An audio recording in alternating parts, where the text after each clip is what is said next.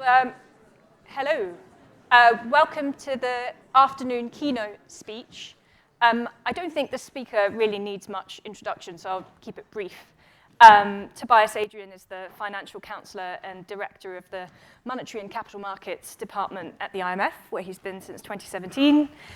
We may all recognize him as the voice of the Global Financial Stability Report, one of the minds behind it, for his work on central bank digital currencies and financial innovation, and his prolific research, including while he was in a previous life a central banker at the Federal Reserve Bank of New York. Tobias is going to speak to us with that first hat on financial stability risks, and there'll be time for question and answers afterwards. Over to you, Tobias. Yeah, thanks so much for the kind words. And let me thank David Aikman from King's College for putting this conference together. It's really a very, very rich and very deep discussion, which is tremendously refreshing. So I'm going to broaden out the perspective a little bit, focusing a little bit on monetary policy and the UK, but then more broadly about the current global conjuncture. So here is the headline messaging, and I'm going to go much deeper into the details. So the big theme, the big question of the moment is about a soft landing or an abrupt awakening. So are we going to manage the soft landing? And one thing that hasn't quite been mentioned yet is that it's really very rare in central banking that you get out of an inflation episode without a recession, right? When you go back to historical data across countries, there are some examples, but they're exceedingly rare, right? Especially if you have inflation of this kind of magnitude. Globally, our baseline is that we will have a soft landing. But there's certainly a lot of risk around that baseline, and a lot of what I'm going to talk about are sources of risk. Financial stability risks remain elevated, and they are macro-critical in our point of view. Acute stress in the banks has subsided, but I'm going to show you some results from a global bank stress. So looking at many institutions around the world. And there's a fat tail of weak institutions under adverse scenarios, so further adverse shocks. There are also cracks in other sectors that are potential fault lines. And of course, asset valuations have been moving quite a bit. I will talk quite a bit about that, but there's certainly further room for readjustments. Large emerging markets remain incredibly stable. So if you think about the last 4 years, we had major global shocks, yet the largest emerging markets are pretty stable. It's smaller countries that have been hit very hard. So frontier economies, so weaker middle-income countries and low-income countries that are suffering quite a bit. I will talk about that a little bit. And then, of course, I will talk a little bit about China as well. And finally, when you look at the kind of like credit situation globally, there is some deterioration in borrowers' ability to repay. So this includes both households and corporates. So let me go into detail. So I will start with a plot that is a little bit similar to what Christine showed earlier. So sort of like comparing monetary policy across countries. But I do it a little bit differently. I picked 4 advanced economies here: US, Euro area, UK, and Canada. So there is this incredible commonality in the run-up of inflation. And it peaked and is coming down. But something that hasn't come up yet are these hairs. So this is what we call a hair chart, right? So this is the actual path of inflation, and then the market implied path of inflation. And you can see that the market, along with policymaker forecasts look a little bit different, but it's more difficult to show. The market continued to expect that inflation would be coming down, right? So, this is one measure to which the run-up continued to be a surprise to the upside, right? And it's really only since the beginning of this year that this forecast for inflation coming down is actually aligning with the exposed realization of inflation. And that is true pretty much in all those countries, right? So there isn't as much of a difference in the sort of like big picture story. Of course, Christine showed some of the differences, but in terms of like, being surprised again and again by inflation going up, that is a very consistent story across markets. And as a result, the path of interest rates going forward also has these hairs. So there was a continuous sort of like expectation that, central banks are done, central banks are done, central banks are done. And it's only most recently that, again, these hairs, so the forecasts, actually align more or less with the path going forward. And the theme is clearly higher for longer, right? And so why is it higher for longer? So that is really tied to this expectation of a soft landing in most countries, right? So, tightening into a recession means that you do this, what was earlier called the Matterhorn, right? You raise, the economy is collapsing, and then you cut very abruptly. Whereas the higher for longer is consistent with the idea that you keep rates high, but inflation is coming down while economic activity is not sort of like dropping off. I think this is sort of like the baseline that is priced in. Now, when you look at core inflation, so this is comparing core inflation, starting in September 2020, and you can see that the ratcheting up was a little bit delayed in the UK relative to the US, and in the euro area relative to the UK.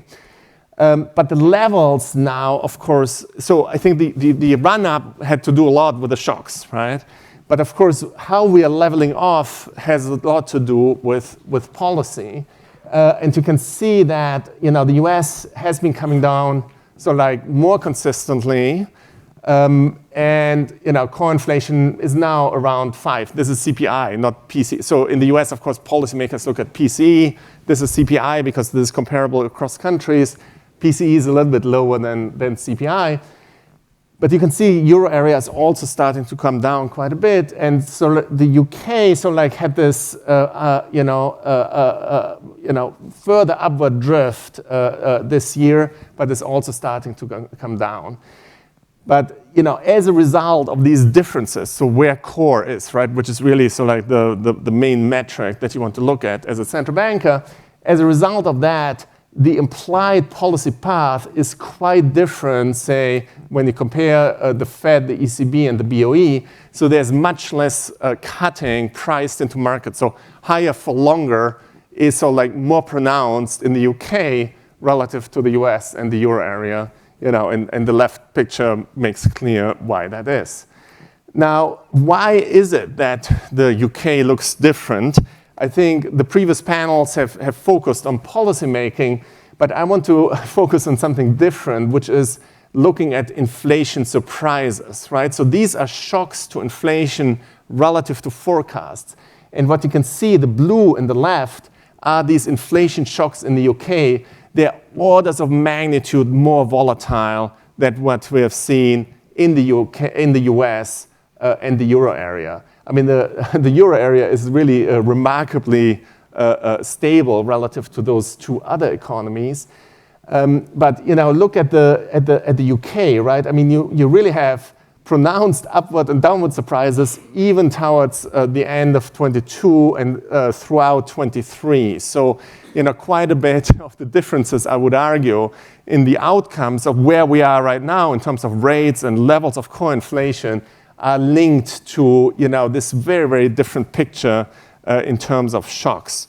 And so, again, as a result, the policy rate path is quite different. Of course, it was already argued that R star might play a role, so you have very different levels. So you have very different levels of core inflation and different levels of implied inflation going forward. But of course, R star is also different. So how tight or not tight these things are is debatable. I look a lot at real forward curves, and they are slightly downward sloping in all three areas. They're not incredibly strongly downward sloping. So, real forward curves are the real interest rates implied by markets.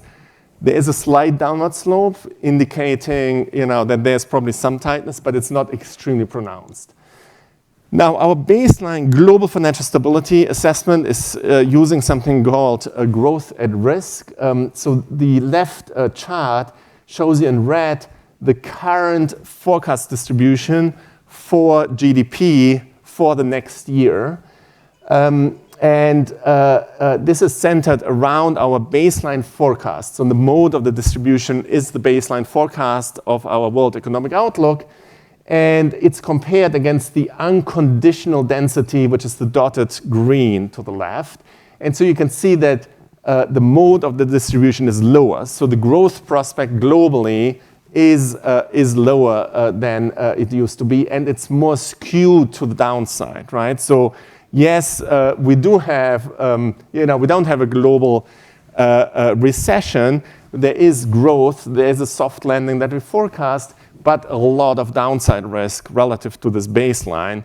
And even the baseline is somewhat lower by historical standards. So when you look at our, global financial stability metric, which is the 5th percentile of the forecast distribution, and here I show you the time series of the 5th percentile in percentiles across its own historical distribution. So, it's a little bit of a brain twister. So the left tail, so this is how the left tail, this black square there, evolves over time. And you can see that downside risk is relatively high compared to its historical past. Now, one thing that has been notable and worrisome earlier in the year was that financial conditions eased as monetary policy was tightened, right? So stock markets rallied, bond spreads were very tight, very tight. And so that was a bit of a conundrum for central banks, right? When you try to tighten monetary policy, you really try to tighten financial conditions as well. And financial conditions, think of that as kind of like the market price of risk. That actually eased. And that has changed in the past couple of months with term premia going up. And so this is actually going in the direction of policy transmission working through markets. So in particular, the left chart now shows you a change in 10-year government bond yields for, again, a sample of advanced economies. Here I'm showing US, Germany, because we don't have a good benchmark here for the euro area, UK and Japan, just to make the comparison, and some emerging markets as well to broaden out the picture. And you can see that a lot of this run-up in bond yields globally is due to the term premium component, i.e., and in particular, it's the real term premium component, right? So there's longer-term yields have sort of like a forecast about short-term interest rates in the future, plus a compensation for holding duration risk. And that compensation for holding duration risk, which is the term premium, was extremely compressed throughout the years of QEs around the world, and that has decompressed, by about 100 basis points, which is sort of like in line with the estimates of what QE did to compress term premium. And so in the UK, it's a little bit different from the US. So there, the run-up in yields, which were about 130 basis points, were split more equally between a rise in term premia and the rise in the expected future short rate. I had shown you earlier that there were these additional inflation surprises in the UK. Brazil goes the other way, right? In Brazil, actually, inflation surprised to the downside, and so the path of interest rates surprises went down, but the term premium also went up. So the right chart shows you a further decomposition. Let me skip that in the interest of time. Now, when we go to emerging markets, there's sort of like you saw this incredibly convergence in policy rates as we hit COVID, right? So there was a very synchronized shock. So policy was incredibly synchronized, not coordinated, but synchronized around the world. And that synchronization is starting to disappear as there's sort of like more and more idiosyncratic factors coming in. Now, this chart is making the point or digging deeper into this point about financial conditions. So when we look at, for example, here the S&P 500 return, so this is the cumulative return, that's the black line here. That is decomposed into three components. You know, what is associated with changes in what we call the risk-free rate, which are, you know, government yields.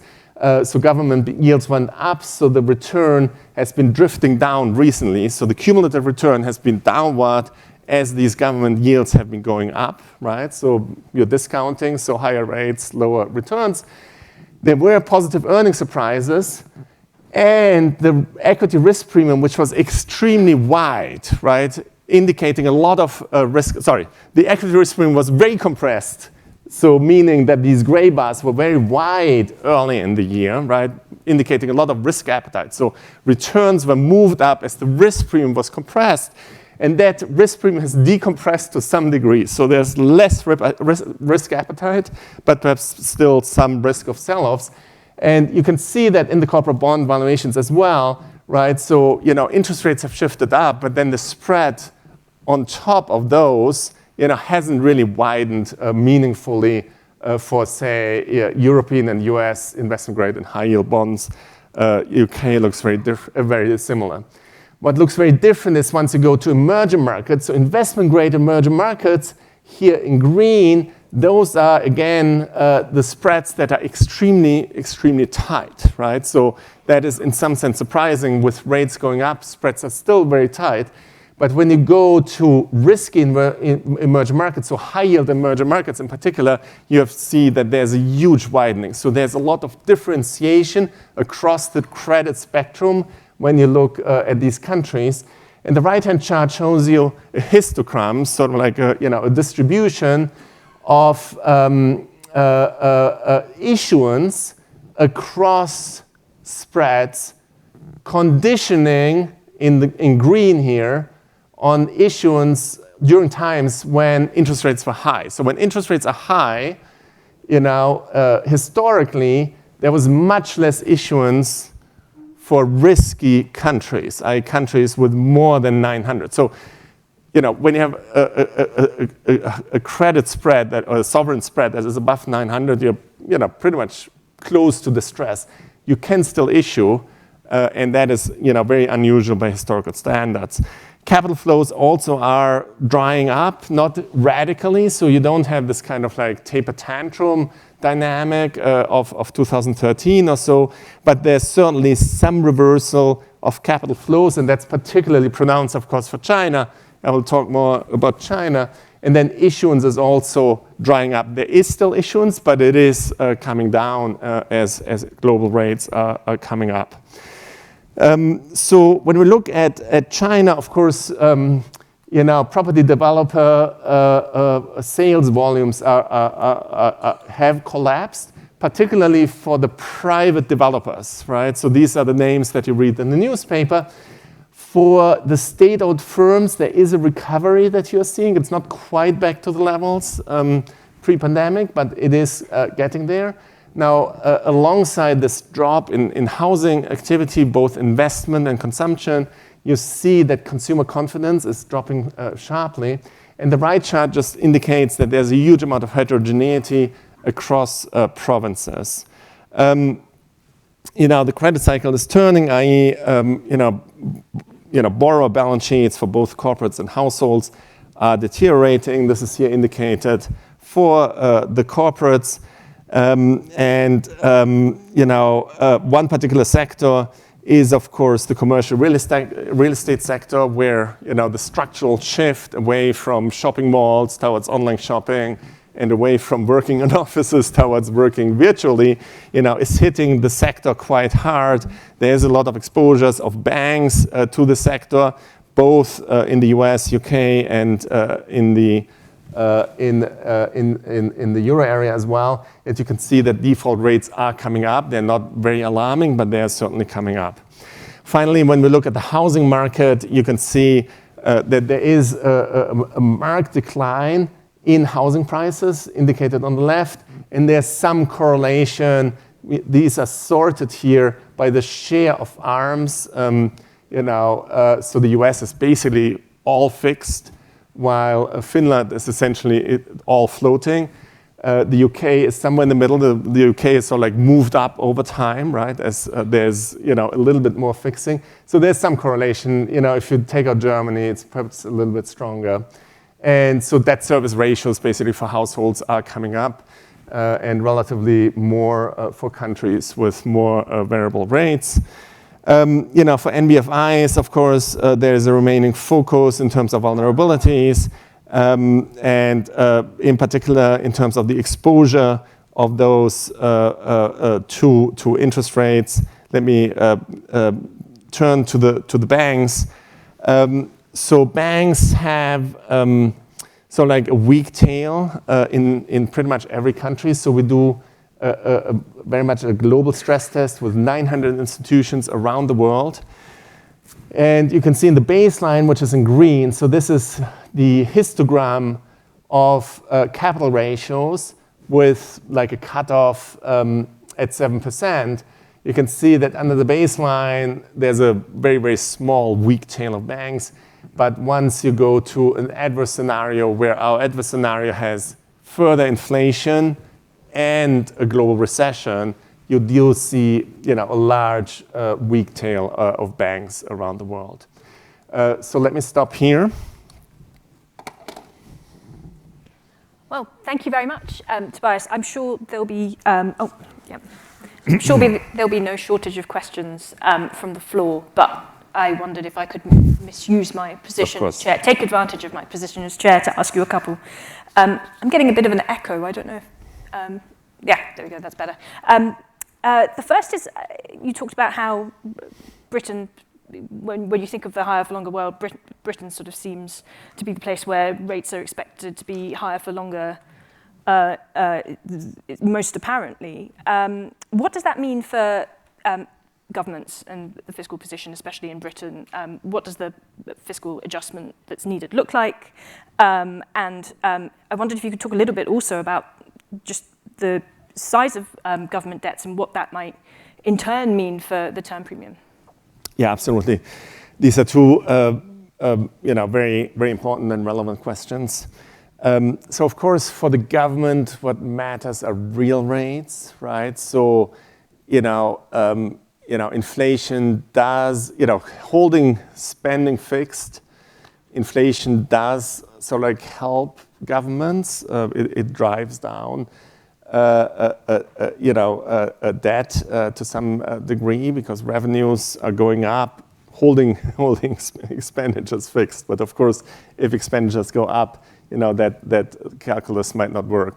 But so in principle, so when you think about the government, you want to think about sort of like three important inputs. So real interest rates going forward, the growth rate of the economy, and the overall level of debt, and of course the fiscal path going forward. So in terms of real interest rates, of course, with higher for longer, interest rates are higher.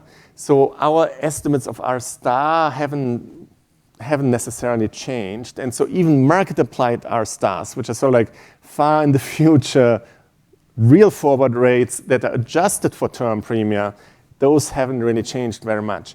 However, the government is funded at longer maturities. And so real far in the future, R star plus term premium is somewhat higher.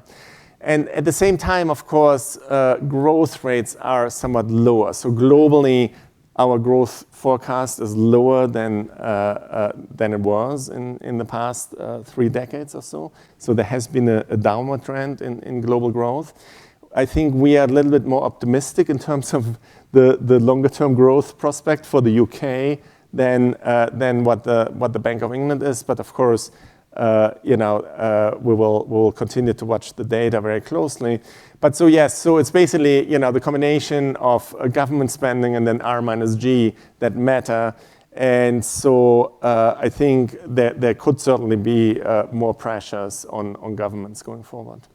And one last question from me, which is whether the higher for longer world contains the seeds of its own destruction in a way. I mean, you talked about some downside risks to growth there. Are we basically in a somewhat untenable situation where you can't have high rates, high debts, sustained growth for a sustained period of time? So let's start to think about the banks, right? So for banks, higher interest rates are actually, pretty good for profitability, right? Because on the one hand, of course, a lot of the focus early in the year was on these mark-to-market losses on the asset side of the balance sheet. But on the other side of the balance sheet, on the liability side, you're actually quite profitable, right? Because typically banks pay less on the retail deposits at least, than the degree to which, so the increase in retail deposits, it's typically orders of magnitudes less than the increase in the lending rates. And so this is what is called the deposit franchise in the literature. And so if you calculate how big that is over, say, 3 years or so, is making up for these mark-to-market losses on the asset side pretty much. So, the punchline is it's probably not too bad in the aggregate, but of course there's a huge distribution across institutions, and so institutions such as SVB that were very much wholesale funded, which is moving more closely with market interest rates. There, of course, you have more instability. So I think, this is why we're focusing on the tail of the distribution, right? So like in the aggregate, it doesn't look that bad, but there are certainly some institutions that could be exposed further depending on the business model. So I think this is one thing. Then, of course, you have the non-bank financial sector. So in the non-bank financial sector, there could be further stresses. In the UK, of course, we saw this LDI episode last year with a certain amount of stress.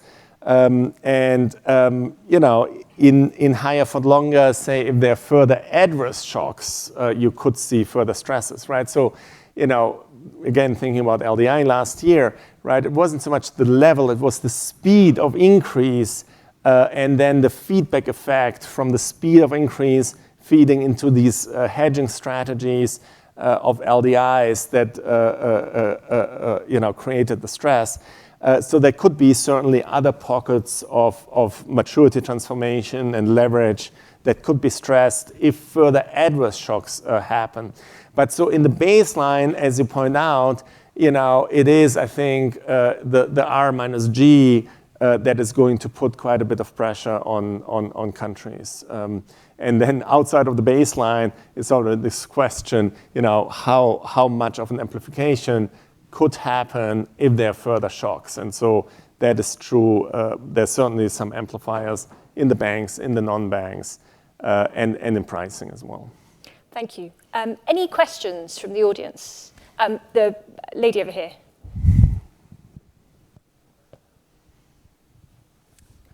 Thank you. Lena Komaleva, an independent economist. Thank you so much, Tobias, for this fantastic presentation and the opportunity to ask questions. I've got two. One of them is that I'm sure that it will be no surprise to this audience that we're at the beginning of a major repricing in commercial real estate assets, which could last for a number of years if this higher for longer rate environment prevails. And I wondered how you think about the spillovers between the non-banking system and the banking system. And the second question I've got is that for the past year, despite this extraordinary tightening cycle that we've had globally, indicators of liquidity in the financial system have looked remarkably benign. Sure enough, now we're seeing cracks appearing with long-end government bond yields, and of course that spillover in terms of credit fragmentation in high-yield emerging market debt that you mentioned and all the rest of it. Do you think that what we're seeing now is a move towards a new normal, or do you feel that this is something that we should be worried about? Thank you. Yeah, so let me start with the second question, which is about sort of like global liquidity, right? And I think what is quite remarkable is that we had this COVID shock followed by the war in Ukraine, which has put a tremendous amount of stress on economies and the financial system. Yet the financial system, had this dash for cash at the beginning, but then was fairly stable.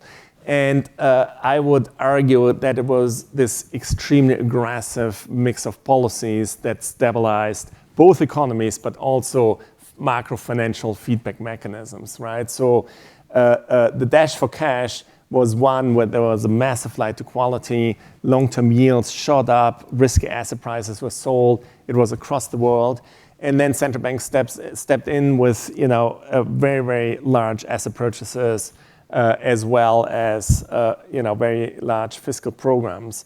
And so I do think that put a floor under the collapse of economic activity, and the combination of high capital and liquidity in banks generally were the asset purchases and the fiscal stimulus basically shut off these macro financial feedback effects. So I do think that the punchline is a good one.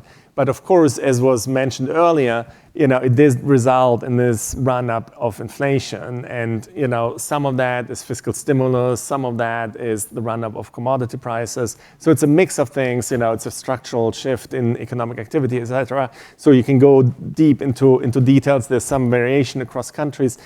But clearly, fiscal deficits increased by 25% of GDP on average as a result of pandemic support, right, in advanced economies.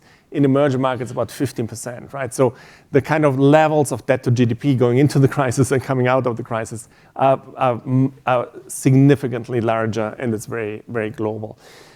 So I do think that balance sheet normalization has started to varying degrees by central banks, but it is going to put pressures on the financial system and on fiscal positions as well going forward. Now, can you grow? I do think you can grow, but perhaps the policy mix has to be reconsidered. On commercial real estate, it is a little bit of a slow-running train wreck, right? So it is a structural shift, and I think it's well understood. There is, of course, quite a bit of refinancing that is coming to markets, but it's not perhaps a very fast-moving, acute kind of thing. I think over 2 to 3 years, there's certainly, these exposures will need to be managed. And I think, one other lesson from SVB, which was not directly linked to commercial real estate, but of course, many of these mid-sized banks do have very high exposures to commercial real estate. But I do think the SVB crisis indicates that, bad management of an institution, is not just a bad outcome for that one institution. It can generate broader effects for the system. And so that is certainly something that we'll be looking at closely alongside with financial stability regulators and policymakers. Anybody else? Let's take 2 or 3 at a time. So the gentleman over there. Yeah. Hi, Tobias. It's Phil Aldrich at Bloomberg. You just mentioned commercial real estate. I just wondered if, specifically on private market assets, those are incredibly opaque, the valuations there. And there's been a lot of flipping from one private equity company to another. So we don't know what the valuations are. And do you think there is a big risk as valuations fall that something bad could happen, something could break? Yes. If you just hold on, we'll just take a few more because we're running a little bit short on time. Over there, yeah. Hello, Brunello Rosa, Rosa Rubini Academic. In Marrakesh, at the IMF meetings, there were 2 key themes. One, there was high for longer or higher for longer, and we have discussed that at length today. The other one was a bit of concern starting emerging on the sustainability of US debt and deficit, and whether the US fiscal position might become more complicated to sustain than in the past, also given the developments in the political sphere. Thank you. Anybody else? Gentleman over here. Hi. On the higher for longer, you showed charts. We've talked today a lot about these charts about the year-on-year rates of CPI. But if I look at the US CPI month on month and take out shelter, it's self-evident it's come down a lot. If I look at the ECB's data on seasonally adjusted month-on-month data, it's come down a lot. I think annualized now it's at target or below. Even in the UK, which everyone talks about as a kind of basket case, if I do the month-on-month data and seasonally adjust, it's come down a lot. Everyone says wage growth here is far too high. I look at the month-on-month data, it's come down a lot. Is there a risk here? We're all just looking at year-on-year rates and saying, oh, this is a terrible problem, and not reflecting at all. There has been an improvement. It may, Wallace said in the speech a few weeks ago, it may reaccelerate, but we don't seem to have acknowledged the improvement in the data at all. And is there a reason why? Yeah, excellent question. So let me start with the inflation question. My hair chart sort of indicated that, I think economists, but also markets, honestly, are not that good at forecasting turning points, right? So we tend to think that things go back to normal when they don't, and when we think they adjust smoothly, they might become very nonlinear. I think that is sort of like your fear that we go from this sort of like smooth path back to target, which is what typical forecasting models would tell you, to something that is somewhat more nonlinear, and that is sort of like this downside risk. And when I showed you this forecast density for global growth, the skewness during times of tight financial conditions is very typical, i.e. there are more downside risk amplification mechanisms. And I think we heard a lot of the factors for that this morning, right? Buffers, pandemic buffers are being eaten up, credit quality is deteriorating of corporates, of households. The housing market is only now starting to fully incorporate the run-up in interest rates, et cetera. So I think as economists, you can think about many potential nonlinear amplifiers that would go in that direction. Unfortunately, we're not that good at identifying those, so we continue to see a baseline that is this sort of like typical gradual baseline with a risk that we are dropping off a cliff. So, the particular data, I think it is desirable to see, inflation coming down. So I think it's in the right direction, but is it going to be very nonlinear? I think we just have to see the data. On the Marrakesh lessons of higher for longer and what it means for that, I think we already had this discussion, right? So when you think about debt sustainability globally, I don't want to talk about a particular country here. Globally, R minus G is all like going in the wrong direction, right? So R is getting higher and G is getting lower. We put out our medium-term growth forecasts, and over 30 years they're just drifting down, and that is certainly a worry, right? So debt is higher, rates are higher, and growth is lower. It's so like, it's not pleasant.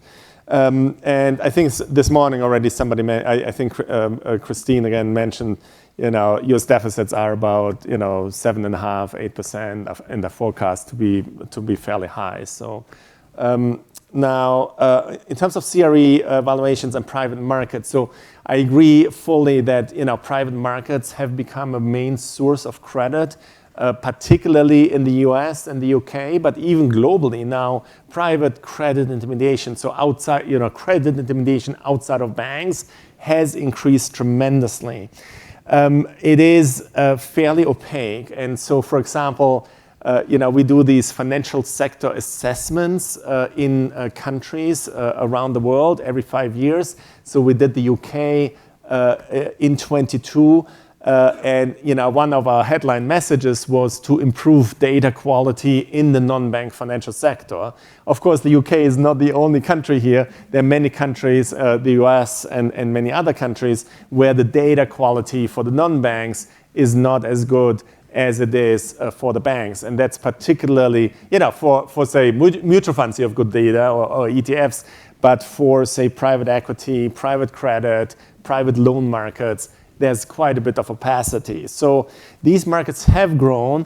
I mean, usually you think about private equity as being relatively safe because it's fully funded with little leverage. But then again, much of these private loan and private credit markets were developed in conjunction with private equity markets. Now, the private equity firms presumably are doing the monitoring, what banks normally do, right, is being done by the private equity firms for these private credit and private loans. But we don't know the structures in detail. We don't know the magnitudes. And of course, there's this intertwinedness with leverage and maturity transformation to some degree. For example, the life insurance market in the US now has a significant ownership share by private equity firms, and we don't perhaps fully understand, at least based on publicly available data, to what extent there is, some degree of leverage and maturity transformation. We have some ideas, but it's certainly a priority to look into. It's also a priority for, global regulatory bodies such as the Financial Stability Board. Thank you. I think we've got time for another round, so let's take another 3. There's a gentleman in the middle here, and then the one by the door, and the lady here. Thank you very much, Alex Kodonikas from Essex University. So my question again is going to be regarding private equity debt. So we know that over the last 20 years, the huge rise in the industry was standing on 2 legs: the zero interest rates and the regulatory benefit that they have relative to the traditional banks, especially after the Dodd-Frank reforms in the US. So now one of the legs has been removed. Do you think it's a good time, because there has been an ongoing discussion at the Bank of International Settlements about removing the regulatory arbitrage? Do you think it's a good time? If not now, maybe in the future, or should we just leave it as it is? Hi, Tobias, Shanbhogue, UBS. I had a question on these, follow-up question on these cool spaghetti charts. Do you think it's fair to say that central banks are maybe pursuing different exit strategies on rates? For example, for the Fed, you could say they seem to care about the real rate and think where that is going. Whereas for the Bank of England, I mean, it's very cool to talk about the Table Mountain when you're near the Table Mountain, but the Table Mountain from here on forward will probably imply quite a bit of real rate tightening. And that's a very different exit strategy than what you see from the Fed, for example. Thank you. Thank you, Tobias. Great presentation.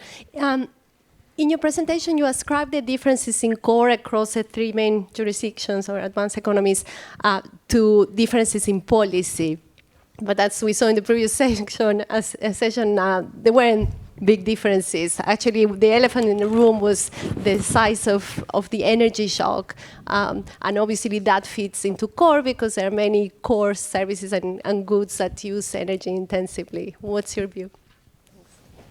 So I will start in reverse again. So starting with the policies versus shocks question. Yes, absolutely. So what I was referring to is that the fact that core inflation started to level out, I think, is a result of policy, right? So central banks started to tighten, and that put slow down the rise of core to some degree.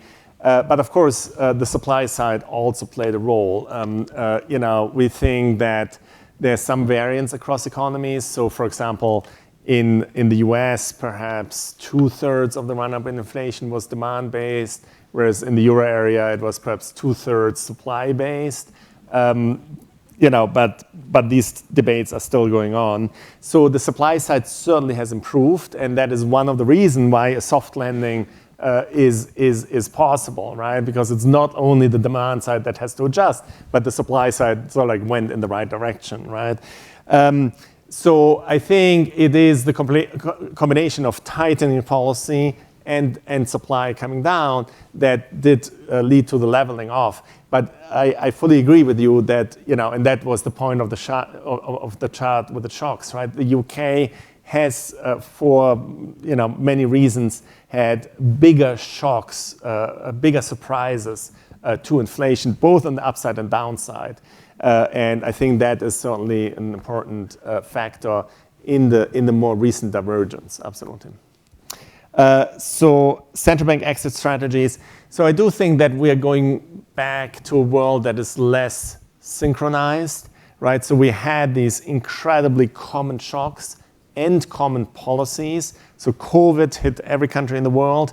Every country in the world started to ease monetary and fiscal policy. And then we had common shocks in terms of supply chain disruptions and commodity price run-ups, etc. And so as we are going to a perhaps more normal post-COVID world, we do see more idiosyncrasies recurring. And so, there's certainly different strategies, but having said that, advanced economy central banks are essentially doing flexible inflation targeting.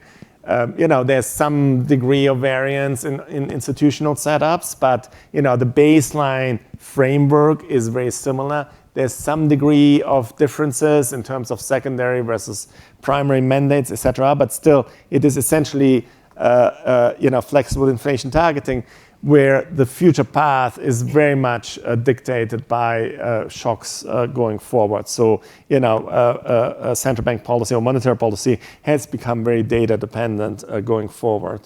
And finally, the private equity. So, I think your question alluded to some sort of regulatory arbitrage into private equity.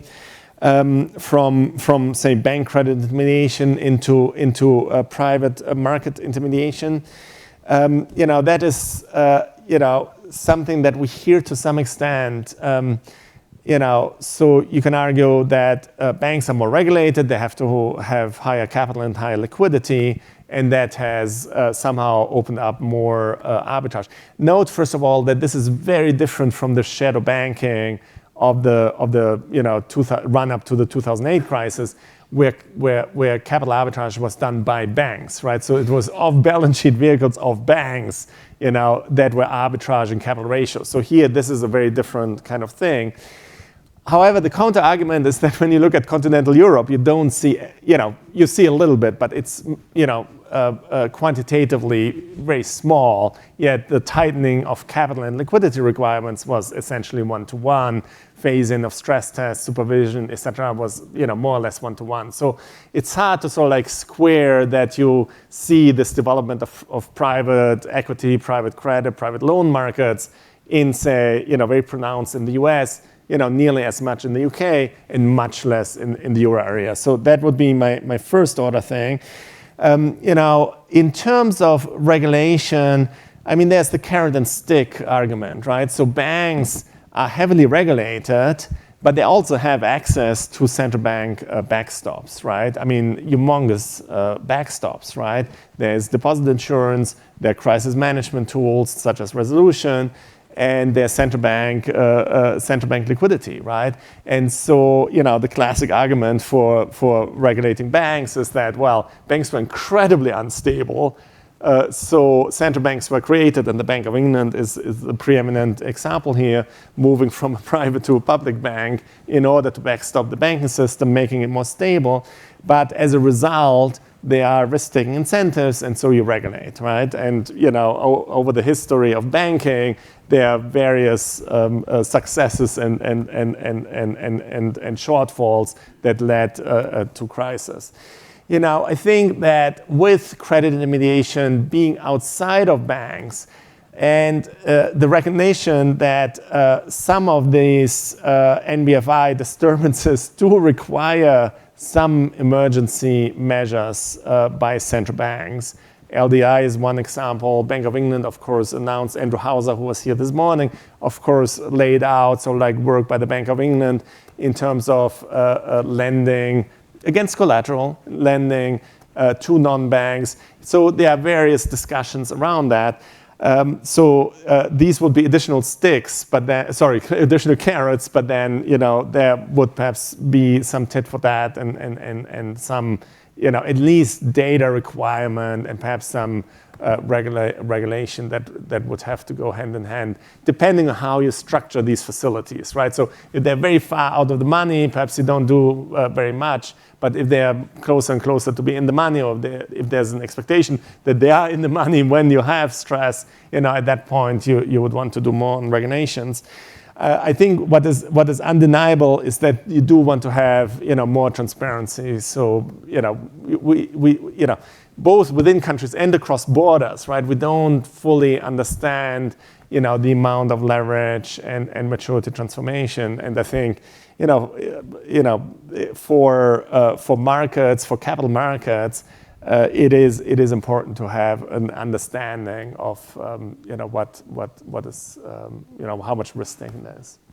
So Tobias, we've got inflation coming off, rates higher for longer, downside risks emerging. It would be unusual for somebody from the IMF not to, at this point, offer some policy advice. So perhaps closing thoughts from you. You said earlier that the policy mix needs to change. In what way should it be changing? Yeah, so let me go over perhaps 4 policy areas. So first of all, on monetary policy, we do think that central banks have to stay the course until inflation is back to target in a durable manner. I think there's no question about that.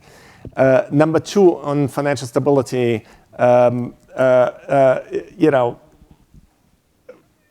financial stability has always faced trade-offs, right? So capital requirements were put to some level, but it doesn't cover all risks, and not all institutions are regulated.